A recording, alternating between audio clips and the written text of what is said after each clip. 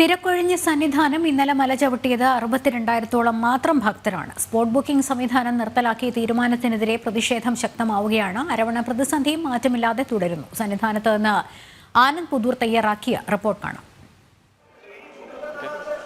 മകരവിളക്കിന് ഇനി ദിവസങ്ങൾ മാത്രമാണ് അവശേഷിക്കുന്നത്. എന്തായാലും കഴിഞ്ഞ 2 ദിവസമായി ശബരിമലയിലേക്ക് എത്തിച്ചേരുന്ന ഭക്തരുടെ എണ്ണത്തിൽ വൻ ഇടിവ് സംഭവിച്ചിട്ടുണ്ട്. കഴിഞ്ഞ ദിവസം ഏകദേശം 62,000-ഓളം ആളുകൾ മാത്രമാണ് പടി ചവിട്ടിയത്. അതിന് തൊട്ട് മുൻപുള്ള ദിവസം ഏകദേശം 66,000-ഓളം ആളുകളാണ് 18-ാം പടി ചവിട്ടിയതെന്നാണ് ഔദ്യോഗികമായിട്ടുള്ള കണക്കുകൾ പുറത്തു വന്നത്.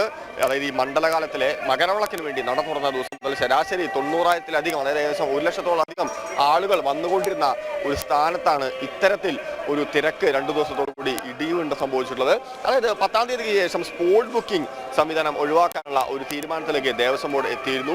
ഇത് വൻ പ്രതിഷേധത്തിനും കാരണമായിരുന്നു. സ്പോട്ട് ബുക്കിംഗ് സംവിധാനം ഒഴിവാക്കിയത് എന്തിന്റെ അടിസ്ഥാനത്തിലാണ്? അതായത് ശബരിമലയിലെ മകരവിളക്കിന്റെ തിരക്ക് നിയന്ത്രണത്തിന്റെ അടിസ്ഥാനത്തിലാണെന്നുള്ള ഒരു ന്യായീകരണമാണ് ദേവസ്വം ബോർഡ് പറഞ്ഞിരുന്നെങ്കിലും ആളുകളുടെ ഭാഗത്തു നിന്ന് ഇതിൽ വലിയ ഒരു പ്രതിഷേധം ഉണ്ടായിരുന്നു. അത് മാത്രമല്ല, എടുത്തു പറയേണ്ട മറ്റൊരു പ്രധാനപ്പെട്ട പ്രതിസന്ധി അരവണ വിഷയം തന്നെയാണ്. അരവണ ടിന്നുകൾ ഇപ്പോഴും ഒരു ഭക്തനെ 5 എണ്ണം വീതം മാത്രമാണ് ലഭ്യമാക്കുന്ന ഒരു രീതിയുള്ളത്.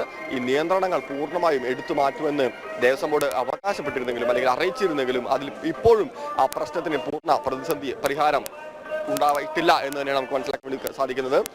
നമുക്ക് ദൃശ്യങ്ങളിൽ നിന്ന് കാണാം, 18-ാം പടിക്ക് താഴെയുള്ള ദൃശ്യങ്ങളാണ്. ഇപ്പോഴും നട ഒഴിഞ്ഞു തന്നെയാണ് കിടക്കുന്നത്. ആളുകളുടെ എണ്ണം വളരെ കുറയുന്ന ഒരു സാഹചര്യം തന്നെയാണ് ഇന്ന് രാവിലെയും നമുക്ക് കാണാൻ വേണ്ടി സാധിക്കുന്നത്. എന്തായാലും പ്രസാദ കൗണ്ടറിന് മുമ്പിൽ വലിയ ക്യൂ തന്നെയാണുള്ളത്. ആളുകൾ പ്രസാദത്തിന് വേണ്ടി മണിക്കൂറുകളോളം ക്യൂ നിൽക്കേണ്ട ഒരു സാഹചര്യവുമുണ്ട്. എടുത്തു പറയേണ്ട ഒരു അടുത്ത പ്രധാനപ്പെട്ട ഒരു കാര്യം അയ്യപ്പന്റെ ഘോഷയാത്ര തന്നെയാണ്, തിരുവാഭരണ ഘോഷയാത്ര തന്നെയാണ്.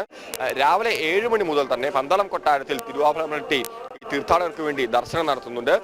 കുളങ്ങര ക്ഷേത്രത്തിൽ വെച്ച് മാത്രമാണ് തിരുവാഭരണ പെട്ടി തുറന്നുള്ള ദർശനം ഉണ്ടാവുക.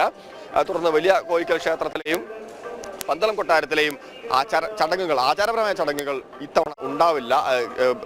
കൊട്ടാരത്തിലെ ഒരു അംഗം നിര്യാണത്തിൽ തുടർന്നാണ് ഇത്തരത്തിലൊരു ചടങ്ങുകൾ ഉണ്ടാവാതിരിക്കാൻ അടിസ്ഥാനപരമായിട്ടുള്ള കാരണം.